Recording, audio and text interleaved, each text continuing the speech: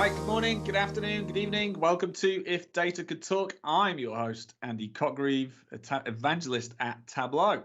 Today, we've got two fantastic guests as always. We've got the returning co-host, Amanda Makulec, and Tableau's Zen master, Kevin Flerlage. Welcome to the show, both of you. Today's topic is going to be health data about me, or from your perspective, health data about you. What am I talking about? Well, normally, we often talk about collecting data about things that are happening to other people or about transactions in your organization. But today we wanted to invert it and think, particularly in a pandemic year, what about when the data is about you and particularly about your health? So we're going to look at two sides of this. First of all, how a quantified self approach can help you get through and share your feelings and symptoms about COVID-19, and also about how healthcare and private organizations can better present data in ways that are sensitive to the way you as a recipient are going to interpret them, possibly remotely. I hope I've summarized that correctly, but fortunately, we've got two great guests who can be much more eloquent than I. So, Amanda, Kevin, let's just say a quick introduction, and I want to hear a little bit introduction about your area of expertise for this. So, Amanda, welcome back. Tell everybody who you are and your little bit of subject intro. Thanks, Andy. Hi, I'm Amanda Makulec. I am the Data Viz lead at Excella. I also moonlight as the operations director for the Data Viz Society. I'm excited to talk today about my own personal experience being on the receiving end of visualizations of my own health information, specifically around genetic testing and risk, and how those visualizations made me feel and how they caused me to reflect a bit about how we interpret and share that information. Excellent. Thanks, Amanda. And Kevin, just give us a quick 30-second rundown of your summer of 2020. Well, my name's Kevin Flerlage. I'm a Tableau Zen master. This summer I was tested positive for COVID-19, and it was rough. It was rough. And but part of that is I decided to visualize my symptoms and how I was feeling on a daily basis. So I think we'll dig into that a little bit later. Yeah. All right. Fantastic. Well, it's great to have you both on. And I think, Amanda, let's start with you. I think this topic is really important. There are millions of people around the world receiving information about their personal health for the first time, possibly ever. Now, you've had an experience of this with a different organization in the past. Do you want to talk about some of the specifics about why it's important to be sensitive about sharing personal data about health? Sure. So for some context, this is from more than 5 years ago. I found out that there was a few different people in my family, including my father, who carry a genetic mutation for Lynch syndrome. You may be more familiar with BRCA, which puts you at high risk for breast cancer. Lynch syndrome is similar to that. It's a cluster of different mutations in different genes. You can have any one of those mutations, and it causes you to be at a really high risk for a number of cancers throughout your torso. So for example, you're looking at a more than 70% risk of getting colon cancer in your lifetime. And so as we think about those different risks and what it means to get that test result back, I went ahead and got tested for Lynch syndrome after my dad tested positive, because I thought that having that information would be empowering and useful. It lets me take preventive measures that I can take to protect my health and detect cancer early. So I went ahead and got tested, got my test results back. Wasn't the best experience. They got emailed to me actually by a physician instead of having someone walk through them. And when I opened up the PDF report, it was just covered in big red lines, lots of big indicators that something bad and terrible was going to happen. And it included information about my risk levels relative to the general population, which as a data person were what I cared about the most. Which items am I the most high risk for of these different cancers, from colon to ovarian to endometrial? Where was I at the highest risk? But it was hard to interpret that on the chart itself, because it was just a whole bunch of numbers and not presented in any meaningful way. So, right. So I think that's the nub of this, isn't it? It's like I could think as a provider of this information, it's like I'm going to send to you a client. Here's your information. I've given you, I've given you the risks you now know, and I can walk away. I've sent the email or the postage letter. But I think the thing that you as a practitioner really got frustrated with was that there was no sensitivity about that. So describe so you got the data, right? But what was the emotion that came out, and to what extent was that because of the presentation? So I think I've never felt as strongly about the negative connotations that we have with the color red as I did flipping through multiple pages of big fat red table headers that just Yeah. kept saying that you were at high risk for these different cancers. And that's a really scary thing to look at, even as a data person with a public health background. And was it now? So obviously we'll come on about how you've reflected about how this could be different. But as you've done that reflection, do you think there is a way you could have sent a better PDF to the old Amanda that might have softened the blow? Sure. I mean, I think that a big part of learning that you have some kind of hereditary cancer syndrome, which 1 in 300 people are estimated to have one of these mutations, but less than 5% of us know about it. Actually, having that information is empowering. And so I would have loved to have opened that report and seen, here are your risks relative to the general population, and here is what you can do to be proactive with your health about each one of these risks to minimize them, because that number doesn't have to be absolute. You can do a lot of preventive screenings and other things, but all of that information about what I should do was landed on the kind of back pages of the PDF and wasn't attached specifically to each of those different numbers. And that to me was really frustrating as a public health person, because what I want to do is say, here's your risk for colon cancer in your lifetime, but here are the things you can do, like an annual colonoscopy, to catch any precancerous polyps early and make sure that you stay as healthy as you can. Yeah, it's really interesting, even as you're having this conversation, and I know quite a lot about data and numbers, but you've even in this conversation you've mixed percentage risk with a 1 in 300 and an increased risk, right? They're three completely different abstract expressions of a data point. And again, they're very hard for people to understand, even experts in the field, right?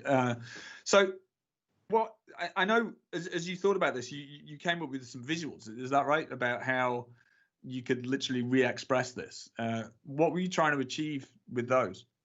Well, so I think all of us who are data viz people at some point in time end up thinking, well, I feel like I could have done this a bit better, or how would I have preferred to have seen this? And this whole Makeover Monday challenge is all about that exact kind of take on taking a data visualization and changing it up.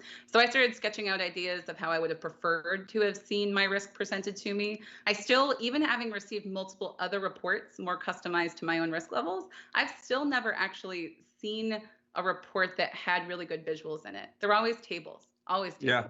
And I wonder, to a certain degree, is that because of a lack of precision, that there's a fear of presenting it visually? But if you're going to give me the numbers, give it to me in a way that I can understand it. So I started developing different approaches to plotting kind of my estimated risk for where my risk was, which was typically a range, because there was a certain amount of uncertainty because we have such little data about folks with Lynch syndrome. And then comparing it to that single point estimate for the general population. And I could clearly see along that continuum of a line, which of these cancers did I have the biggest difference in risk levels compared to the general population? And then for me, I would have preferred seeing data like that and being able to make those comparisons visually and in a way that jumped out at me, instead of having to sit there and mentally decode all of these different numbers, especially in a sea of red. Yeah, the sea of red can be very off-putting. Kevin, let me bring you in. We'll hear about a bit more about the COVID story, but what was the COVID result? How was that delivered to you? Was that well presented? It's interesting to hear Amanda's perspective, because mine was a little bit different. But I got tested, and 2 days later, I got a phone call that said, "Hey, you tested positive."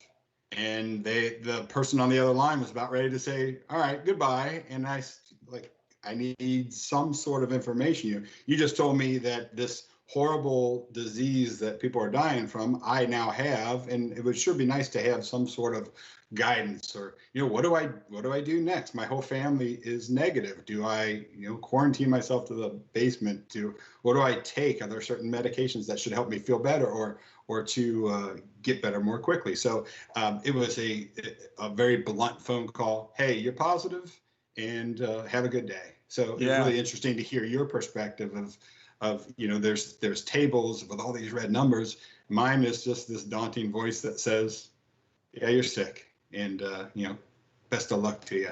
So very interesting. Yeah, I had a COVID test last weekend. Fortunately, that came back negative. But yeah, similar experience.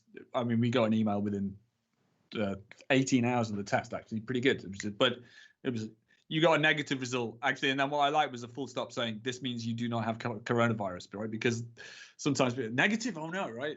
Even that can trip people up. So all right, Kevin, give us a little bit more background about where the COVID came from, and then what you did from a data perspective, and then we can link that back to what Amanda's been talking about. Right. So my wife, my lovely, beautiful wife, was turning 40 in June, and we had this beach vacation that we had planned, spent gobs of money on, and of course that was canceled. We had this big outing. Her friends were going to take her to a concert, and of course the concert's canceled. So we had all these things that we had planned to do to really celebrate her, and they all just ended up being canceled. So a neighbor suggested that we just have a little backyard get together. We try and keep it outside. We keep it limited to our neighbors, and so I thought maybe that's a good idea. Maybe we can do that to celebrate my wife. And I remember having that conversation with that person and saying, I've heard all about this COVID stuff, and we've been very careful for the last 4 months, but I literally don't know a single person that has it. And those were words I probably should have never uttered, but so we end up having this little get together, mostly outside, but some people congregated inside, including myself, I admit it. And then the next day, it was good, it was fun. And the next day, maybe midday, I went out for a little run, and I got about a 10th of a mile into that run. And I can run 4 or 5 miles, no problem. About a 10th mile into that run, my lungs started burning. I was short of breath. It moved my back, and I called my wife and said, I've got it. Sure enough, got tested a day later, and the result came back positive. So I was not feeling very good at all. It hit fairly quickly, a couple of days. I was feeling pretty down, but I notified the people at work. People don't know, I work with Jeff Schaefer, 5-time Zen Master. Jeff Schaefer knows everything about Tableau. You guys know him quite well. Anyways, he said, you should track the data. Yeah. I didn't even know what data I would track. But that evening, as I went to bed, I couldn't sleep. It wasn't because I wasn't tired or because I was sick. It was because I was thinking, what should I track? What should I, what could I do? And I decided just to kind of track on a daily basis my symptoms. And, I brought in just a sort of a synopsis of how I felt that day, and sort of in a little timeline, and then just track the symptoms. I used the symptoms from the CDC's website and visualized what they were on a ranking of 1 to 10 every single day, and did that daily for 30 days. And it's interesting to go back and look at that data. And honestly, I should have tracked it longer, because the symptoms really for me haven't quite gone away. So it would have been nice to really track it for quite some time. So let's talk about those symptoms in a minute. I think Amanda, I'll come to you in a sec. I think there's that amazing situation you've both described where there's a moment where data goes from being abstract about the world out there, and for both of you, it's like vroom, it massively inverts almost instantly, right? And our relationship to data is completely different when it's about us or when it's about the population or some abstract widgets we sell, right? So Amanda, so you wanted to come in. I mean, I think the thing that strikes me most, Kevin, is you made the comment that you hadn't experienced anyone having COVID in your network, right? And it's the ways in which data also shapes our behavior. And you can see all this data out there in the world, and all of these charts and case numbers climbing, and even see that in some local county level tracker. But if you yourself haven't actually lived and experienced that, and you haven't seen anybody who got sick, it kind of creates this sense of a bubble or something not happening. And it makes me think of the ways in which different communities across our country and across the world have experienced COVID in so many different ways, where you have communities of color, especially Black communities, that have seen so many more cases of COVID and have seen it firsthand, and thinking about how that might shape behaviors and decisions about feeling, say, safe sending my kids back to school. If I myself have seen how kind of challenging this disease can be, versus someone who says, I haven't seen it at all in our community. So I'm struck by how data was shaping your decision about planning parties. Right. I mean, and I've seen, 1,000 COVID visualizations. And you're right, it's all this aggregated data of, what it looks like in the US, what it looks like in China, what it looks like in Europe. And until that point, I had not seen one single data visualization as a, sort of self-quantified, how has this impacted me? And that was one of the reasons that I wanted to do it, is to kind of, bring awareness of, hey, this is real, right? So, after this party, it wasn't just the one person, myself, that I knew. My wife ended up getting, and 7 other people at that party did. So we had 9 different people that I now knew personally. Yeah. Had it, and now, and so hopefully this data visualization shows, hey, this is truly a real thing, and it's not just numbers on a map, right? Yeah. So this is great, and well, obviously it's not great that you had COVID, but the conversation is great. Tell us about which symptoms you were tracking, and what did that tell you and others about your experience with the disease? I tracked every symptom listed on the CDC's website. There was 11 of them. They were things like headache and sore throat, not nausea, but stuffiness, cough, lack of taste, fever, things like that. What was probably the most interesting, I probably had the worst sore throat I've ever experienced in my life. I think I only rated like an 8, but it was a 10. It was really rough. The headaches were brutal. One thing that they don't list on the CDC's website is this sort of, and I've talked to other people that have experienced as well, is this sort of head fogginess. And I don't know how else to explain it other than it was really difficult for me to concentrate or focus on anything. I remember I quarantined myself to the basement. I remember sitting in the basement trying to read a text message. I couldn't read it. Wow. I just couldn't. My brain was so foggy. I just couldn't focus. Probably the most interesting thing is that, I think 4 or 5 days in, things were really peaking with most symptoms. But it wasn't until about day 7 or day 8, I believe, I'm going off memory, is that I lost my taste completely. And that was one of the most interesting times. I didn't have taste. I couldn't taste a thing for 3 weeks. And yeah, my daughter had a little fun with that as we poured chocolate syrup on mashed potatoes, and she blended up every sauce in the fridge to dump on ice cream just to see if I could trigger some taste buds. And you were really humble and open during this time on Twitter. We can share some links to some of the videos of you eating the most ludicrous combinations. Right? So you were a 10 on that scale in taste.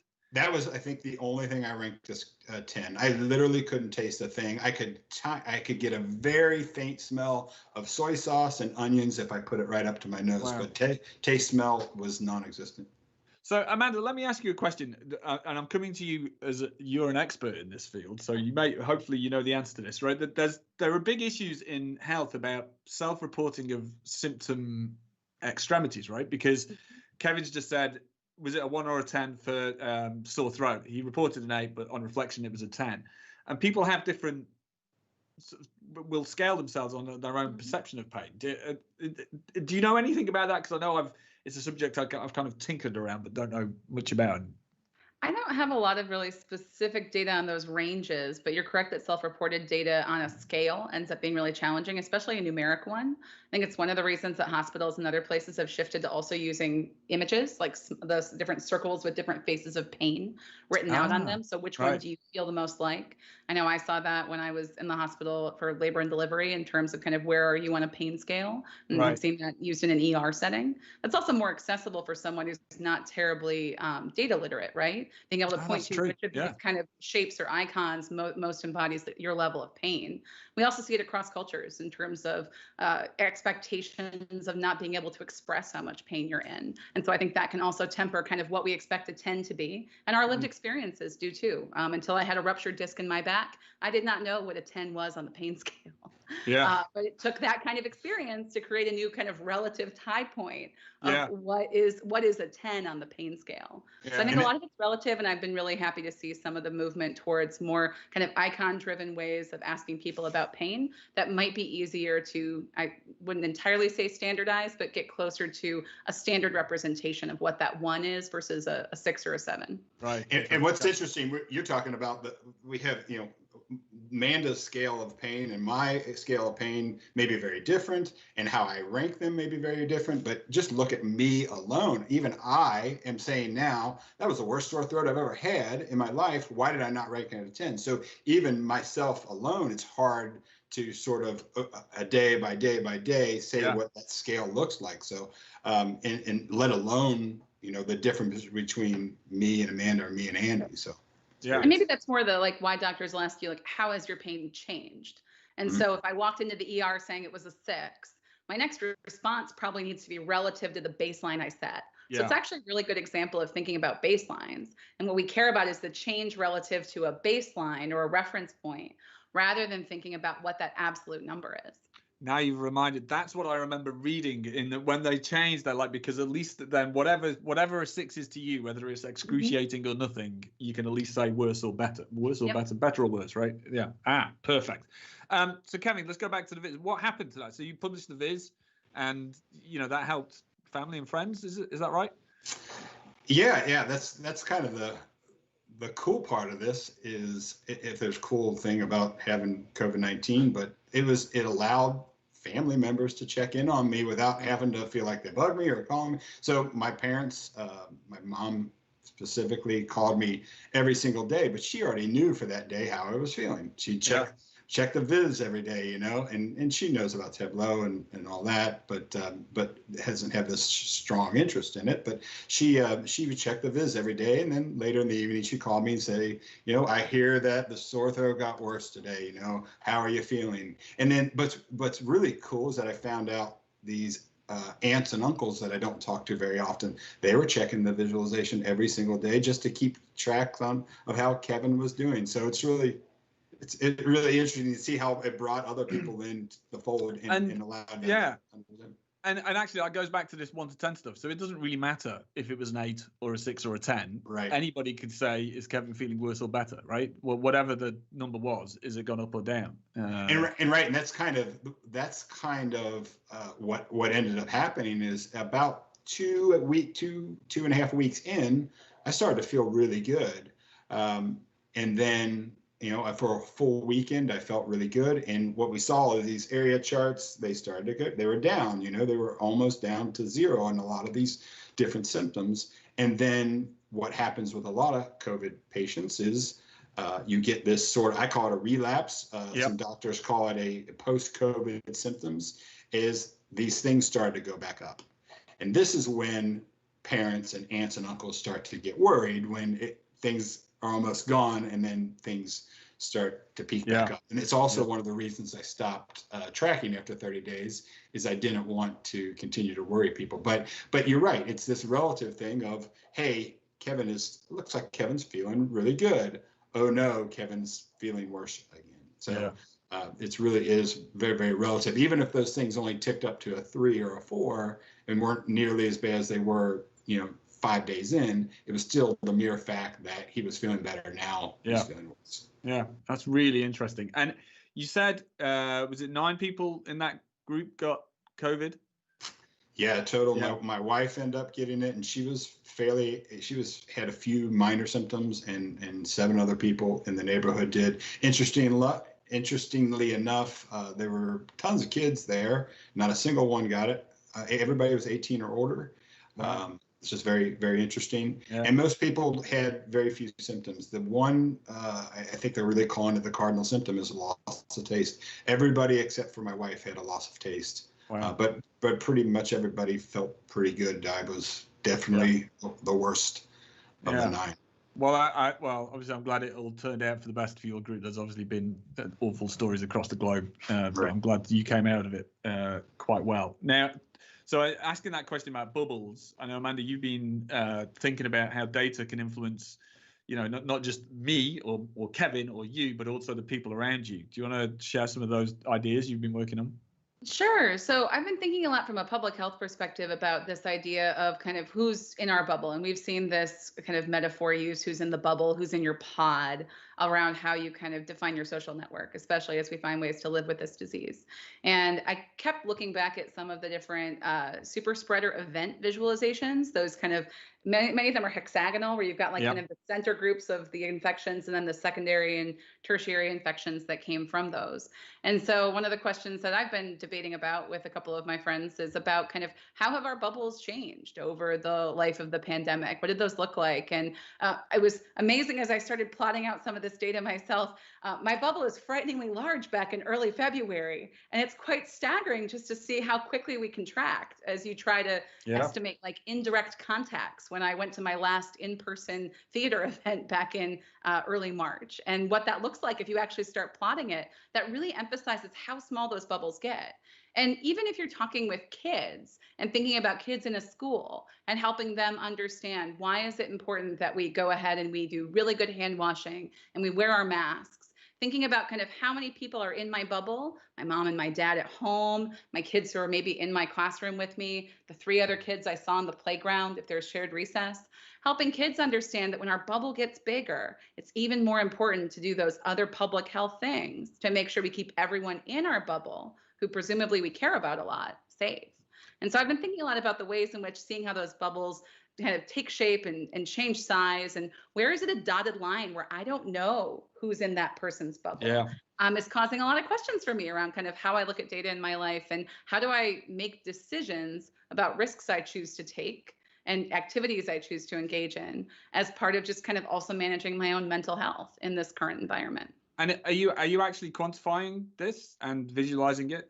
Is it Yes, is it theoretical? we have a piece of work in progress with a couple of my colleagues from DVS that we're working on some bubble visualization. So stay tuned on what that looks like as you look at different people's journeys and decision making. Do you have a launch date, or is it like many projects that are going on right now? It's as and when. No launch date, but I would expect that we're looking to put something out there into the world sooner rather than later. We've been spending some time getting the bantering about just about what data you count is a whole nother question, right? What does a visit to a store count as? If I'm going to the grocery store in person with my mask on and my good hand washing, but my friend isn't, how do we count those different things? So I think there's a lot of questions about what belongs in your bubble. Yeah. And how do you even choose what's in there? And the fact that we may be thinking about those bubbles differently. Well, that's it. I mean, we have that challenge on a global level. How do we define a COVID-19 death or even a COVID-19 case? How do we define data at the macro population level? And you've also got it at the individual level. Kevin, so you've stopped the data collection journey. Is this a path you recommend other people take? Was it something that kept you motivated in the worst few days of the illness? Yeah, I mean, probably the motivation was led by this awesome community of data visualization people and Tableau people that kept reaching out to me, giving me well wishes. There were a couple of people that I didn't really even know that literally, there was probably 3 or 4 of these people that I barely knew that would literally message me every single day to see how I was doing. And I would consider them very good friends now, where I didn't know them before. So I think the motivation was from the community support, but also good to start to see numbers trending down. That's good, because if you're not tracking that information, maybe you have this sort of feel that my sore throat, maybe it was a little bit better than it was yesterday, but how's that compared to 3 or 4 days ago? So it was good to see that information visually. I do wish the reason I quit tracking after 30 days was these sort of upticks that kind of scared parents and family members, and I decided that I didn't want that, and I didn't want to to have this sort of be a sob story or something like that. That wasn't my intention was. But I do wish that I tracked it for a longer period, because I'm now, I think, 9 or 10 weeks in, and for the past week I've had chest tightness and pressure. Wow. And a little bit of fatigue, and it's minor, but it still would show this sort of this idea of these symptoms continue to come back. And truth is, this stuff's only been around for a few months. We don't know what the long-term effects are. No. We don't know if I'll have these things 3, 4, 5 months into the future, or years, who knows. So I do wish I would have tracked a little bit longer, but yeah, the support and the motivation really came from an awesome community of people. Yeah, well, it was great. It was really interesting seeing these symptoms progress. All right, well, let's wrap up that section. Thanks both for your answers. I hope everybody's taken something really interesting about personal data around health in this pandemic that we are experiencing.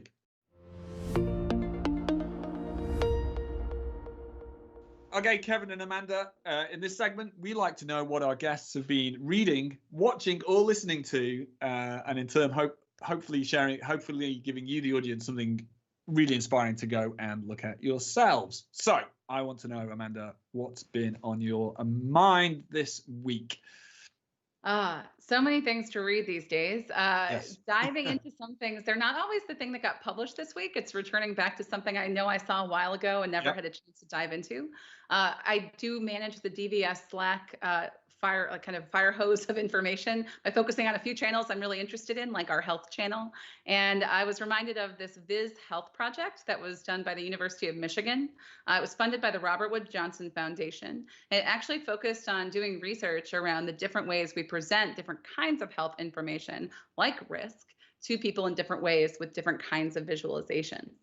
So the results from their research project are on a whole interactive website that includes kind of a wizard that talks you through what kind of health information are you trying to present, and asks you some questions and makes some recommendations, but also has a gallery of different ideas. Now, don't love everything in the gallery. There's some of those weird donut charts, pie charts, things that I might not personally choose, of like side-by-side donut charts to compare relative risk. So I'm not putting my full endorsement on everything in the gallery, but I think that the research piece is interesting, that someone took the time to start actually doing research and gathering information from people about what they found communicated more effectively, and that can help to inform our overall practice. Amen. Sounds good. Okay. Links to these are wherever you find comments or links beneath this video on whatever platform you're looking at this. Kevin, what have you been doing? Well, I don't read books typically, but what I do read is a heck of a lot of Tableau blog posts. So I've spent a lot of time reading blog posts from Andy Cotgreave and from Ryan Sleeper, and those Flerlage guys are okay too. But I tell you, I've been spending a lot of time looking at a lot of visualizations, judging Iron Viz. We've had 370 plus visualizations, so some incredible work in there from topics like COVID-19 was a very, very common because the topic was health, but really saw some interesting perspectives and some really incredible stories. So yeah, it's been exciting. It was a lot of fun to do that. Yeah, and in fact, you've both been judges for Iron Viz, so thank you very much for your hard work in that. For those of the watching who don't know what Iron Viz is, it's Tableau's huge data visualization competition. We are looking for the best uses of Tableau and applications of data storytelling, analysis, and design.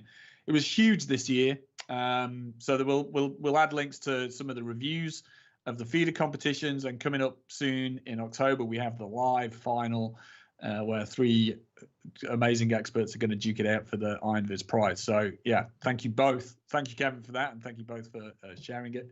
Something I've looked at this week, which I enjoyed, was Scientific American. The magazine is 175 years old this month, and they worked with Moritz Stefana, who's a data visualization designer and does a load of cool projects. They worked with him to visualize the words used in 175 years of a magazine's publication, which is ambitious and amazing. So go and check that out. But the thing I really want you to go and read is the design essay where Moritz talks about all the things that every data science project faces in terms of the good and the bad. You've got your brainstorming ideas, refining and finding and cleaning data, trading off accuracy and noise, and then iterating with your stakeholders. And he finishes off with this brilliant quote about data science means having to live with imperfections, and each new discovery instigates curiosity. I love that quote because, yeah, look at that. Nods from Amanda and Kevin. It's imperfect, And I've always thought the sign of a great data piece of work isn't that you get answers, it's that you ask more questions and go find them out. Did either of you see that piece from Moritz? I did. Yeah, I took a look through it, though I haven't read the whole design essay yet. So now I feel like I have to add that to my reading list. But I did see the publication in Scientific American, and it is very much worth browsing and looking through. I'm always amazed what folks who do this kind of custom work come up with in terms of their creativity, and really interested now to dig into their design process. Cool. I haven't seen it myself, but I know what my next couple hours of my day are going to look like. So thanks for Jolly that. good. Yes, I'd like a report on my desk from both of you by 9 a.m. tomorrow. Okay, well, look, Kevin, Amanda, that wraps up our time together. Everybody watching, I hope you've enjoyed that, and maybe it's changed your mind about thinking how data goes from being out there and abstract about somebody else, and woof, then that moment it becomes about you or your family or close friends. So thanks again, Amanda, Kevin, for a great conversation. There are links below. Do let us know what your reactions are to the conversation, and we will see you next time on If Data Could Talk. Have a great day. Bye. Thanks, guys.